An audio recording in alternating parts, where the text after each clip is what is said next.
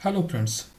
Pimpri Chinchwad cooperative housing society federation limited की तरफ से हमारे जो पहले दो वेबिनार हुए थे, एक तो कन्वेंस स्ट्रीट के ऊपर और दूसरा अकाउंटिंग एंड ऑडिटिंग के ऊपर, उस पर लोगों के डाउट्स क्लियर करने के लिए हमने और एक क्वेश्चन आंसर का वेबिनार सेशन रखा था सीए विवेक देशमुख जी और एडवोकेट गजानन राहटे जी के साथ।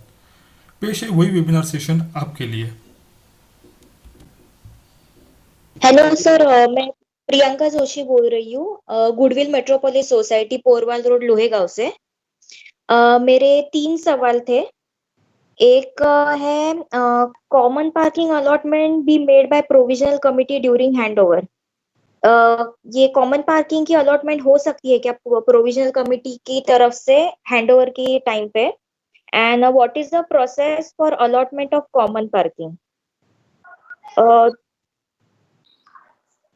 पहली बात दूसरा तो सवाल है। प्रोविजनल, मैडम, हाँ। प्रोविजनल कमेटी, प्रोविजनल एक वर्ड है।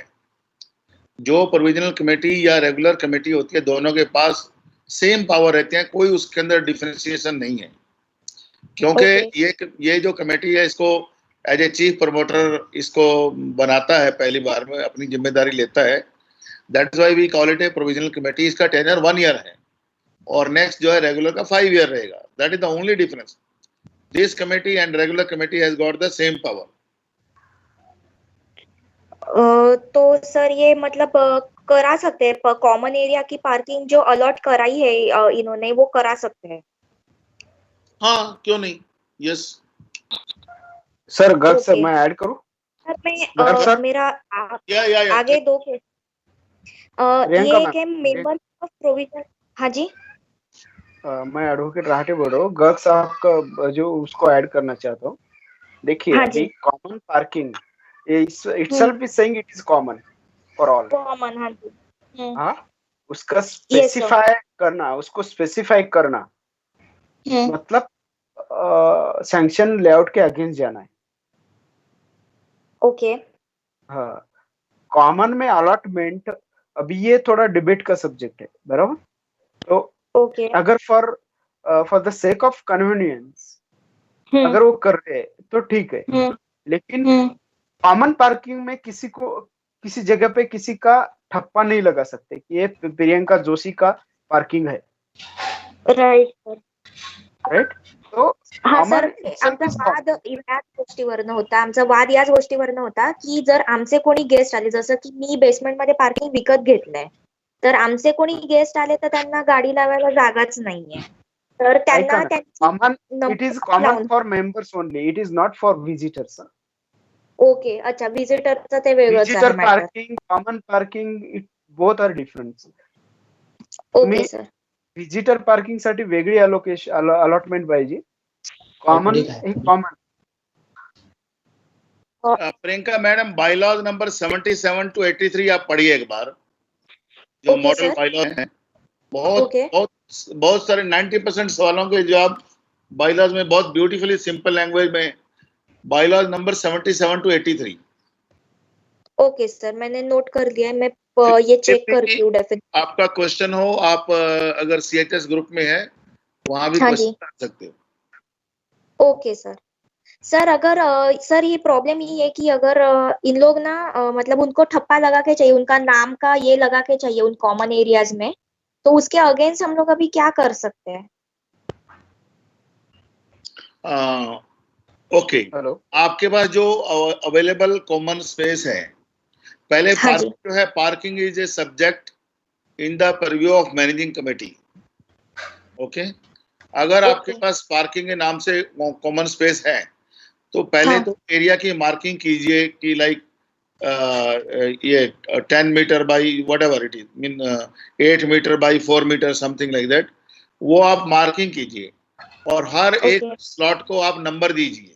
ओके। अब ओके. मान लो आपने 2020-21 के लिए एक स्लॉट नंबर 83 किसी को दिया है। ओके। ओके. तो नेक्स्ट ईयर जो है उसका स्लॉट नंबर 83 का 73 कर दीजिए या कोई और नंबर दे दीजिए आजू बाजू का। तो आप ओके. उसको चेंज करते रहिए हर साल, 1 साल के लिए ही उसको आप अलॉट कीजिए। आप वो उसको लॉटरी से कीजिए या रैंडम उससे कीजिए या एक अंडरस्टैंडिंग से कीजिए, उसको चेंज ओके. कर ये उसके लैंड के ऊपर ओनरशिप नहीं हो सकती, वो सोसाइटी हाँ की प्रॉपर्टी है। ओके, ओके तो 1 year maximum, 1 year maximum. means and that allocation should be on temporary basis. हाँ राइट सर, एक एक साल के लिए फिर हर साल चेंज करना है, जैसे कि उसकी वो कुछ एस्टेब्लिश ना हो पाए। बिल्कुल बिल्कुल। सर मेरा हाँ, सेकंड बोलिए। क्वेश्चन है, ये members of provisional committee resigned by the way of putting messages on WhatsApp group and few of them have resigned by sending emails to builder. This provisional committee was formed at the time of handover from builder to society. What is the period for which such provisional committee remains valid, and what is the validity of such resignations, and if it requires new election? Garg साहब, okay madam, पहली बात, जब provisional committee builder ने बना के दे दी है, builder का उससे हाँ। कोई इंटरफेरेंस नहीं रहेगा। बिल्डर को रिजाइन दे या मेरे घर पे आके रिजाइन दे दे, it has got no meaning. Okay, पहला क्वेश्चन का आंसर ये है। दूसरा, प्रोविजनल कमेटी का period is 1 year, but lockdown period के अंदर उसको 3 month के लिए बढ़ाया गया है। Okay, okay sir. Question number 2। Question number 3, आपको व्हाट्सएप के ऊपर कोई भी रेजिग्नेशन नहीं लेना। उसने रेजिग्नेशन जो है एक आपको अपने हाथ से लिख करके, अगर सेक्रेटरी ने किया तो चेयरमैन को देगा, चेयरमैन ने किया तो सेक्रेटरी को देगा, मेंबर ने किया तो चेयरमैन या सेक्रेटरी में से किसी एक को देगा। उसके लिए वो जो रेजिग्नेशन है, वो कमेटी की जो भी नेक्स्ट मीटिंग इमीडिएट आएगी, उस मीटिंग के अंदर वो रेजिग्नेशन रखना पड़ता है। एक्सेप्ट किया कि नहीं, मैं कंप्लीट कर दीजिए प्लीज। हाँ जी हाँ जी हाँ जी अगर सर, वो sorry. वहां पर आपने उसका रेजिग्नेशन एक्सेप्ट किया है, तो उसका एक इंफॉर्मेशन आपने डीडीआर को देना चाहिए कि आपकी कमेटी इतने लोगों की थी, उसमें से एक आदमी माइनस हो गया। ओके, नाउ अगर आपने वो रिजेक्ट किया है तो उसका सॉलिड रीजन होना चाहिए कि रिजेक्ट किया है। ओके, अगर आपने दोनों भी काम नहीं किए तो 1 महीने के पीरियड के अंदर आपने कोई जॉब नहीं किया, तो वो resignation automatically deemed as accepted माना जाएगा। ओके,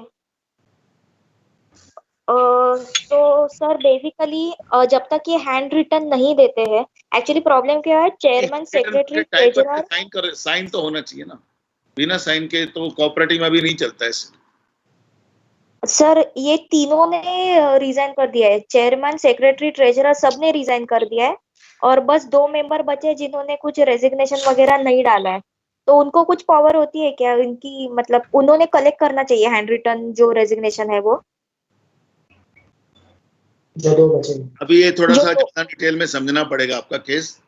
मैंने आंसर दिए हैं। मेल या फिर मैसेज कर दूं सर? नहीं, उसके ऊपर नहीं चलेगा, उसको साइन करके देना चाहिए आप। Okay sir, okay.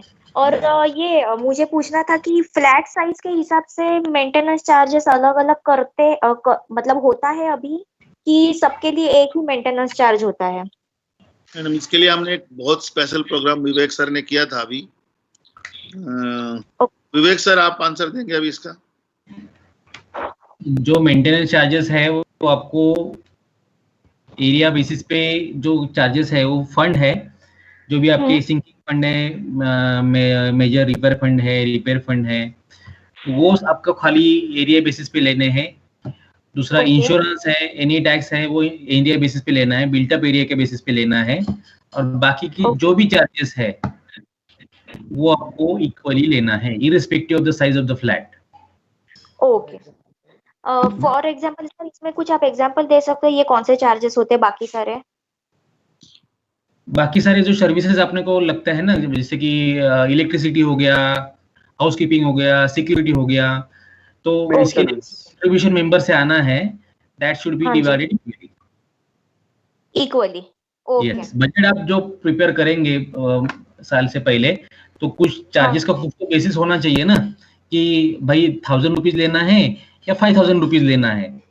आपका खर्चे के बजट बनाते हो तो उसमें आपको देखना है कि भाई कितना चार्जेस अपने को खर्चा आने वाला है, कितना आपको कॉन्टिजेंसी में रखना है, तो उस हिसाब से एक अमाउंट पे आप अराइव हो जाइए। उसके बाद आपको उसको इक्वली डिवाइड करना है, हर ओके यूनिट के लिए, है ओके ना।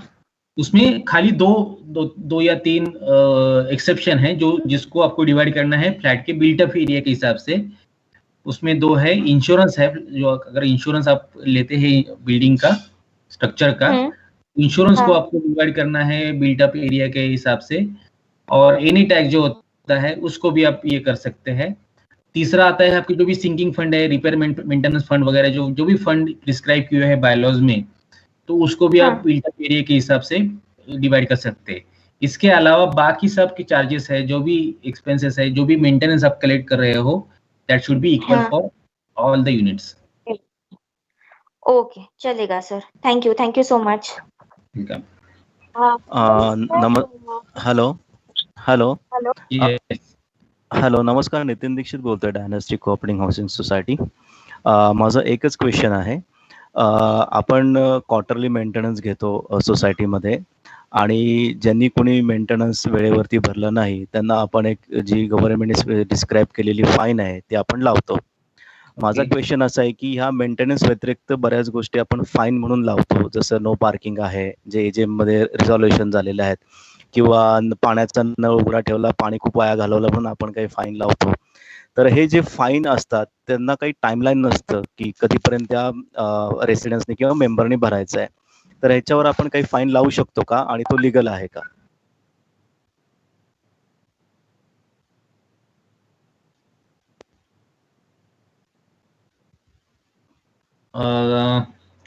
फाईन टाइमलाईन म्हणजे कुठल्या हिशोबाने तुम्ही म्हणताय टाइमलाईन? तो टाइमलाईन म्हणजे फाईन किती दिवसात भरायला पाहिजे त्यांनी. फॉर एक्झाम्पल नो पार्किंगचा आपण काही चार्ज लावला असेल, 100 रुपये फाईन आहे हा, तर तो फाईन त्या हा, हा. मेंबरनी किती दिवसात भरला पाहिजे, आणि जो भरला नाही तर त्याच्यावरती अजून आपण काही फाईन लावू शकतो का, भरला नाही म्हणून? आता फाईन जे तुम्ही केलं की नळ उघडा राहिला किंवा आणखीन काही, तर हे तुम्ही मला वाटतं एजीएम आणि मॅनेजिंग कमिटीने पण अप्रूव्ह केलेले असणार, राईट? हो हो हो बरोबर. आणि मग फाईन तुम्ही कसं कळवता मेंबर्सना? आपण त्यांच्या काय करतो, त्यांचं जे अकाउंट आहे मेंटेनन्सचं अकाउंट, आपण त्यांना ईमेल पण पाठवतो, आणि त्यांचं जे मेंटेनन्सचं जे अकाउंट आहे आम्ही कॉमन फ्लोर वापरतो, त्या कॉमन फ्लोअरमध्ये आम्ही त्या पेंडिंग म्हणून, ड्यू पेंडिंग म्हणून दाखवतो त्यांच्या तुम्ही त्यांना अकाउंटमध्ये. डिमांड रेज करता का, त्यांना बिल रेज करता का त्याचं? हो, इनवॉइस येतो ना त्याचा प्रॉपर. हा, मग तर त्यांनी once you generate the invoice, जेव्हा बिल द्याल तेव्हा ते ड्यूज होतं ना, आणि ते द्यायलाच पाहिजे त्यांना. हो, ते द्यायला पाहिजे, पण काही लोक देत नाहीत, तर त्याच्यावरती आपण काय असं म्हणू शकतो का ही टाइमलाईन आहे, किंवा त्या टाइमलाईन मध्ये भरला नाही तर जसं ह्याच्यावर आपण पण? मेंटेनन्स चार्जेस रिकव्हर करतो, हा हा it is as per as maintenance of service charges जे आपण हे करतो, त्याची जी रिकव्हरीची प्रोसेस आहे, हा इट इज हा वन अँड द सेम. आधी सेम. नोटीस ओके देणं, हे करणं, तीच प्रोसेस त्याला ह्यालाही फॉलो करायला पाहिजे. ओके, थँक्यू व्हेरी मच, रात्री थँक्यू काय व्हेरी मच. दुसरं काही मत आहे त्याबद्दल? नाही, तर तोच प्रश्न होता की हे लिगल आहे का, फाईन वरती फाईन लावणं हे लिगल आहे का? That's what I want to understand. हा, हॅलो बोला. सर, हा, बोला. फाईन वरती तशी प्रोव्हिजनच नाही ना. हा, कंपाऊंडिंग इंटरेस्ट ही गोष्ट वेगळी आहे. हॅलो, हा हा ऐकू येत आहे, फाईन बोला ना. फाईन नाही लावू शकत. हा, तसं पण आपण resolution त्यांना आहे. ते इंटरेस्ट लावू शकतो ना, पण त्यांना आपण अकाउंटिंग इंटरेस्ट लावू शकतो. इंटरेस्ट, इंटरेस्ट पण ते रिझोल्युशन पास पाहिजे बरं का. अच्छा, ठीक आहे, ठीक आहे, ठीक आहे. रिझोल्युशन पास पाहिजे तसं. आणि चालेल, इंटरेस्ट चालेल. मध्ये सुद्धा सिंपल इंटरेस्ट म्हटलंय त्यांनी, असं सिंपल इंटरेस्ट आपण चार्ज करायचंय, चक्रवाढ व्याज नाही. हो, बरोबर आहे, बरोबर आहे, बरोबर आहे, बरोबर आहे, कंपाऊंडिंग बरोबर. इंटरेस्ट किंवा फाईन वरती फाईन असं म्हणजे नाहीच, प्रोव्हिजनच नाही. चालेल, चालेल, चालेल, ठीक है, thank you very much. Hello hello sir, मेरा एक क्वेश्चन था। मैं पुष्पिता साई गणेश सोसाइटी से बात कर रही हूँ। एक था कि हम लोगों का नॉन ऑक्यूपेंसी चार्जेस को हम sinking fund and repair and maintenance fund में ऐड कर सकते हैं क्या? Sorry, can you please repeat? ये जो नॉन ऑक्यूपेंसी चार्जेस को हम sinking fund and repair and maintenance fund में ऐड कर सकते हैं क्या सर? नहीं नहीं, ओके आप क्यों करना चाहते हैं ये? सर वो बिल रेज करने के लिए। नाही. नहीं, वो अलग से लिखी है ना बिल में, non occupancy charges. Okay okay okay, हाँ वो थोड़ा डाउट था सर, इसके लिए पूछा। ठीक है सर, थैंक यू सो इसका मच। Yes. मैडम सुनिए, इसका आंसर ये है कि जो सर्विस चार्ज है आपका, जी सर्विस चार्ज जो है, जो ऑक्युपाइड फ्लैट हैं उनका मान लीजिए 20,000 आता है, ओके, और जो जी नॉन ऑक्युपेंसी चार्ज के बाद में 2200 है, तो वो ओके सर्विस चार्ज के अंदर ही लगा के आप दीजिए ना उसको। Okay okay okay okay sir. आपका सोसाइटी कौन सा है बताया आपने? श्री साई गणेश सर, पुनावला साई गणेश। साई गणेश, ओके, हाँ ठीक है। आपका क्वेश्चन का आंसर मिला या कुछ और अभी बाकी है? नहीं नहीं नहीं सर, वही डाउट था, इसके लिए पूछा था। हाँ, तो आपने श्योर क्या करना है, जो आपका डिमांड नोटिस है जी जी उसके अंदर एक आपने डिमांड करना है सर्विस चार्ज का, ओके और जो ऑक्युपेंसी चार्जेस जिस जिस फ्लैट में है जी वो फ्लैट के अंदर आपने सर्विस चार्ज ऐड करके, सॉरी, ये नॉन ऑक्युपेंसी चार्ज ऐड करके सर्विस चार्ज मांगना है। दूसरा आपने सिंकिंग फंड मांगना है। तीसरा आपने रिपेयर एंड मेंटेनेंस फंड मांगना है। चौथा कोई अगर आपने कोई मेजर रिपेयर फंड के लिए, पर्पस के लिए मांगा है, वो डालना है। और आपके डिमांड नोटिस के अंदर बहुत क्लियरली लिखा होना चाहिए कि इस डेट तक वो पे करेंगे। उसके बाद में जो भी रेट ऑफ इंटरेस्ट होगा वो क्लियर लिखा होना चाहिए। Okay, okay okay sir, sure या Yeah. Thank you so much. Hello sir, मैं प्रवीण बोल रहा हूँ साई शांति पार्क से। कहाँ पर है ये पोरवाल रोड में। ओके, ओके, मेरा क्वेश्चन ऐसा है कि हमारे एक्चुअली एक कमेटी मेंबर्स है, टोटल 13 कमेटी मेंबर्स है, बट उसमें से कुछ ही लोग एक्टिव होते हैं, मतलब जैसे कि 4 या 5 लोग ही एक्टिव होते हैं। तो बाकी का कमेटी मेंबर्स को हम लोग उनको निकाल के दूसरे कोई हम लोग एडजस्ट कर सकते हैं क्या, जो मतलब जो एक्चुअली वर्क करना चाहते हैं? आपका क्वेश्चन ये है कि आपकी कमेटी में 11 लोग हैं, उनमें Yes, से right. कुछ लोग काम नहीं कर रहे हैं। Yes. ये जो है, आप वहां पर चेयरमैन है, क्या है, सेक्रेटरी हैं? मैं ट्रेजरर हूँ यहाँ पे। वहां पर ट्रेजरर है। ये Yes. आपका अपना मत है कि वो काम नहीं कर रहे, या पूरी मैनेजिंग कमेटी का मत है? पूरी कमेटी का ये है, चेयरमैन, सेक्रेटरी और ट्रेजर, मोस्टली ये 3 लोग ही काम करते हैं यहाँ पे सोसाइटी में। बाकी 1-2 लोग हैं जो एडिशनल सपोर्ट के लिए काम करते हैं, बट ओवरऑल अगर 13 मेंबर्स है तो 13 मेंबर्स में से सिर्फ और सिर्फ 4 लोग काम करते हैं, बाकी नो वन पहला तो मैं अभी इसको, please don't take it otherwise, इसको दूसरे ढंग से मत लेना। यू आर हैप्पी कि 4 लोग तो काम कर रहे हैं 11 में से? नहीं, we are not happy, but क्या करें, इधर यहाँ पे कैसा है कि लोग मतलब चल रहा है तो चलने दो, ऐसा है यहाँ पे। सी, उनके रोल में क्या लिखा है पहले समझ के लीजिए। रोल में ये लिखा है कि मैनेजिंग कमेटी के लोगों ने जो भी मंथली मीटिंग है वो अटेंड करनी चाहिए। ओके, वो मंथली मीटिंग अटेंड किया तो काम पूरा हुआ ना। बाकी आपने सोसाइटी का काम करने के लिए सोसाइटी में कोई तो मैनेजर रखा होगा, या दूसरा स्टाफ सिक्योरिटी के लिए सिक्योरिटी रखा होगा, गार्डन के लिए गार्डन रखा होगा। तो वो सब काम को देखने के लिए सोसाइटी मैनेजर है। राइट। तो इश्यू कहाँ पर है, मुझे समझ में नहीं आया। हमने एक्चुअली सोसाइटी मैनेजर तो नहीं रखा है फिलहाल के लिए। कैसे हम लोग अभी जस्ट 1 ईयर कंप्लीट होगा हमारे सोसाइटी को, तो फिलहाल के लिए हम लोग ही मैनेज कर रहे हैं। मतलब कुछ भी चीज हो, जैसे कुछ भी मतलब सोसाइटी का कुछ डिस्कशन भी हो, जैसे अभी कोविड के बारे में कुछ डिस्कशन करना है तो उसके बारे में डिस्कशन के लिए भी बुलाते हैं लोग। तो सब घर पे रह के भी कोई आता नहीं है, मतलब जस्ट हार्डली 3 या 4 पीपल आर देयर। सो मेरा वही क्वेश्चन था कि इनमें से हम लोग, जैसे अभी आपने कोविड का नाम लिया, मैं लेना नहीं चाहता था। जैसे कोविड का भी अभी वायरस का कोई वैक्सीन नहीं है, ये प्रॉब्लम का कोई स्टेट वैक्सीन नहीं है अभी। ये उसको इम्यूनिटी बढ़ा के ही काम करना पड़ेगा आपको। ओके। वो नहीं, इसका मेरा इसमें नहीं क्वेश्चन था कि इनमें से हम लोग इनको निकाल के दूसरे ऐड कर सकते हैं क्या?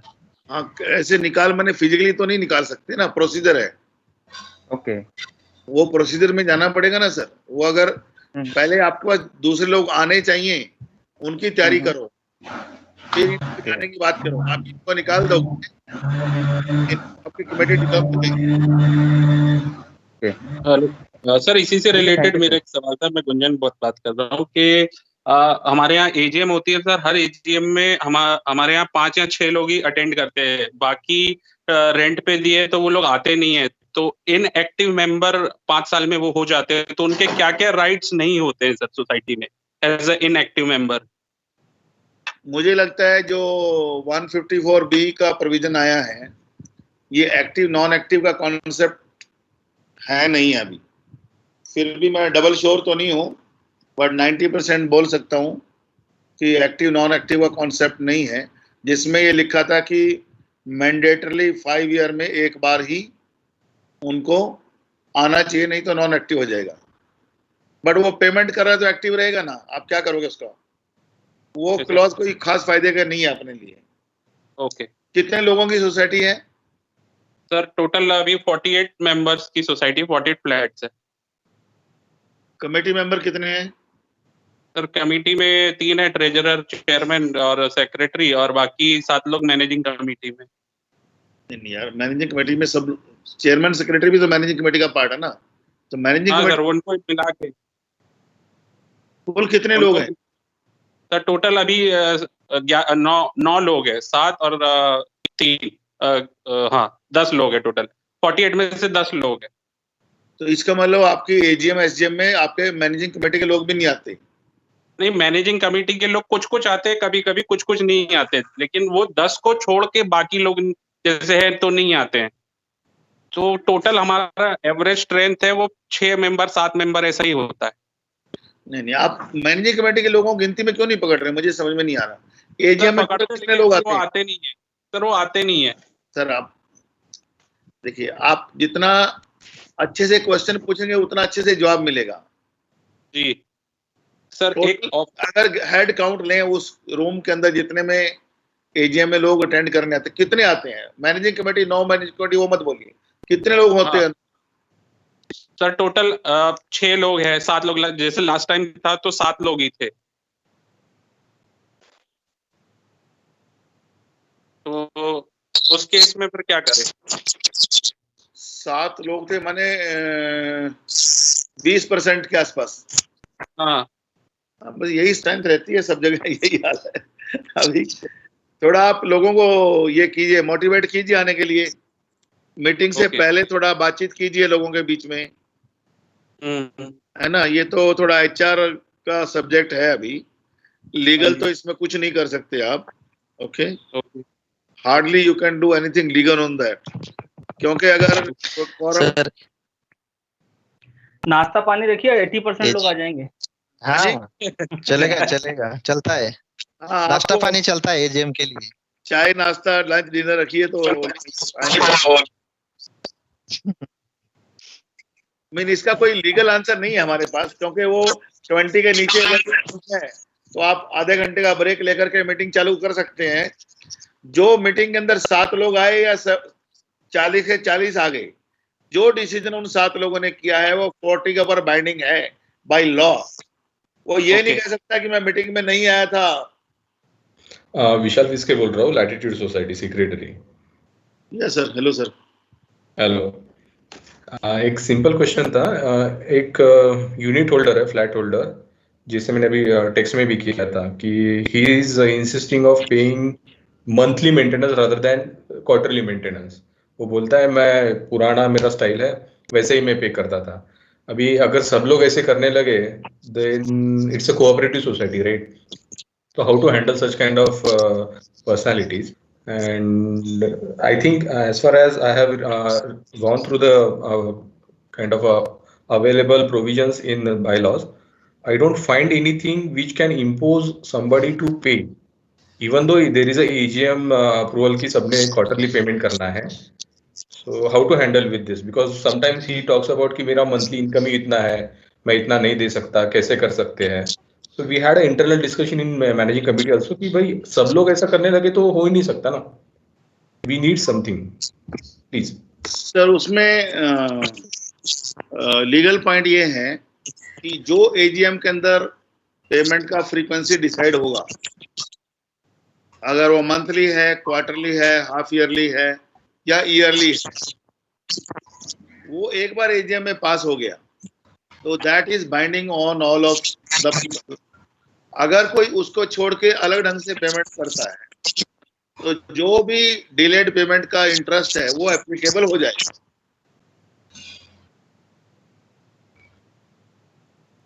मैं वही एडवोकेट सर को भी पूछने वाला था कि how to handle like sending notices and creating him as a defaulter, right? Will that help? And because it is not anyways helping, वो बोल रहे हैं कि करने दो, आपको जो करना है, क्या करना है। So how you know at an interval, let us say since last 4 years he is doing it, right? We got an AGM approved rule, ऐसा अगर कोई करता है 5,000 के ऊपर अगर वो जाता है, then we will take it as an defaulter notices, even though he is not listening, right? He is not paying any attention. And जैसे आपने बोला कि हमारे पास दूसरी प्रोविजंस है, लाइक पानी बंद कर देना, बिजली बंद कर देना, सॉर्ट ऑफ थिंग, और उसका कचरा सॉरी, मैंने ये एक मजाक में मैंने उनको नहीं, I am just saying I understand this. So I just want to show कि कब तक पेशेंस दिखाना है, राइट? और उसका देख के बाकी लोग भी चालू कर सकते हैं, राइट? मैं एक बार आपको पूछना चाहूंगा प्रैक्टिकली कि वो मंथली अगर पे कर रहा है, लेकिन पे तो कर रहा है ना, मतलब उसका ज्यादा ड्यू आउटस्टैंडिंग तो नहीं है ना? No, sir. Only penalty is accumulating. No? Since last 3-4 years, the penalty is accumulating, and it shows to the record that this has been a penalty. 2 months lagging वो ये कर रहा है, पेमेंट कर रहा है। जी, since last 4 years, because it is not compounding interest that we accept, right? I just want to know, a plain bottom line question is, how far we should show the patience? See, क्या है sir, ये cooperative में अभी member जो है ना, वो अगर छोटा सोसाइटी है तो प्रॉब्लम थोड़े से छोटे होते हैं, लेकिन बड़ा है तो हर एक आदमी एक दूसरे से अलग अलग है, हर एक को टैकल करना, ये करना बहुत ही मुश्किल हो जाता है। प्रैक्टिकल एंगल आप थोड़ा सा देखिए कि वो 2 महीने से लैगिंग है, लेकिन पे कर रहा है और चल रहा है, तो थोड़ा सा आप देखिए कि उसका पेनल्टी जो है वो 2 महीने का ही मैक्सिमम रहेगा ना। वो पे तो कर रहा है क्वार्टरली का जो ये है वो मंथली पे कर रहा है, 2 महीने का आपका लैगिंग रह रहा है उसके ऊपर। नहीं sir, my question is very plain. We have shown patience this last 3-4 years. Cumulative amount accumulated as an penalty has shoot up to a amount which is more. Now it is highlighting. I just want to know कि हम जब defaulter list लगा देते हैं उसमें भी उसका नाम है, he doesn't care, and how to handle it in the sense जैसे कि 10 साल तक ये चलता रहा, right? अब 4 साल तो हमने ऑलरेडी पेशेंस दिखा दिया। विशाल सर, हेलो, या मैं एडवोकेट राहटे बात कर रहा हूं। Yes sir, listening. अगर वो डिफॉल्टर बन जाता है, हाँ सर, देखिए अभी पेनल्टी नहीं भर रहा, म्हणजे वो मतलब वो डिफॉल्टर की लिस्ट में आ रहा है, बराबर? कुछ अमाउंट उस पे ड्यू दिख रही है, राइट? जी। जब अमाउंट ड्यू दिखती है ऑन हिज पार्ट, तो हम उनके खिलाफ लीगल कार्रवाई कर सकते हैं रिकवरी का। Yes sir. सो वो डिफॉल्टर है ना, हाँ अगर as per decision which is taken in AGM या जो भी है एमसीएम, अगर वो उसके मुताबिक उस मिनट्स उस रेजोल्यूशन के मुताबिक पेमेंट नहीं, hello, understood sir, hello, agreed, answered, I got my answer. वो रिजोल्यूशन के मुताबिक अगर पेमेंट नहीं करता है तो डिफॉल्टर की लिस्ट में जा रहा है, और we have very much right to file recovery against him. Yes sir, thank you sir, got my answer. हाँ, ये डिफॉल्टर बन गया। सर देवीदास पवार बात कर रहा हूँ, लाइफ रिपब्लिक 7th एवेन्यू से। एक क्वेश्चन था, पूछ सकता हूँ अभी? पूछिए। तो सर एक्चुअली जो वाटर लीकेजेस इशू है, जैसे कि टैप ओपन है वगैरह वगैरह, तो उसके लिए जो फाइन लेना है उसका रेजोल्यूशन एजीएम में ही पास होना चाहिए या सिर्फ मैनेजिंग कमेटी ने पास किया तो it is applicable to all? Vivek sir, मेरे ख्याल से एजीएम में लेना ठीक रहेगा, तो चैलेंज ही नहीं रहेगा उसके ऊपर। हालांकि मैनेजिंग कमेटी को एजीएम इस सब मामले में डेलीगेशन कर सकते हैं कि आप इसके ऊपर चार्जेस क्या लगाना है। Everything should be with in the framework of the bylaws. Hello hello question का आंसर मिला या नहीं मिला, बोलिए। Yes sir, I got it. ये तो आपने अभी तो एजीएम तो हर रोज नहीं होती ना, राइट। आप मैनेजिंग कमेटी की मीटिंग के अंदर प्रोसीडिंग बुक में जो पेनल्टी लगाना चाहते हैं और कितने दिन में रिकवर करेंगे, पहले तो मैनेजिंग कमेटी का बोर्ड ऑफ डायरेक्टर है, जैसे किसी कंपनी का बोर्ड ऑफ डायरेक्टर होता है, ओके। तो ओके बोर्ड ऑफ डायरेक्टर की अपनी मीटिंग के अंदर आप रेजोल्यूशन पास कर दीजिए और इम्प्लीमेंट कर दीजिए। अब आपका एजीएम आएगा, उसके अंदर उसको रेटिफाई करवा लीजिए, सिंपल। और इसके अंदर लेकिन बाईलॉ उसके में प्रोविजन है, बाईलॉ में प्रोविजन, तो ओके, क्योंकि हमने अभी यूज कर सकते हो आप as a managing committee. Okay okay, thank you sir. अभी हम वेबिनार का ये पार्ट यहीं पर समाप्त करते हैं। मैं केसीगर सभी आयोजकों की तरफ से आप सबका बहुत बहुत धन्यवाद करता हूं कि आपने ये प्रोग्राम देखा। मुझे उम्मीद है कि ये प्रोग्राम आपकी अपेक्षाओं के अनुरूप मिलेगा और जब हम सब लोग आप अपनी सोसाइटी में जाएंगे तो हम इसका भरपूर हमें लाभ मिलेगा। और मेरी आप सबसे एक अपील है कि हम लोग जो भी अभी तक सोसाइटी फेडरेशन की मेंबर नहीं बनी हैं, वो कृपया करके जल्दी जल्दी फेडरेशन की मेंबर बन जाइए, ताकि हम जो भी आगे लाने वाले एजुकेशन वेबिनार प्रोग्राम हैं उन सब का बहुत बहुत फ़ायदा उठा सकें। धन्यवाद।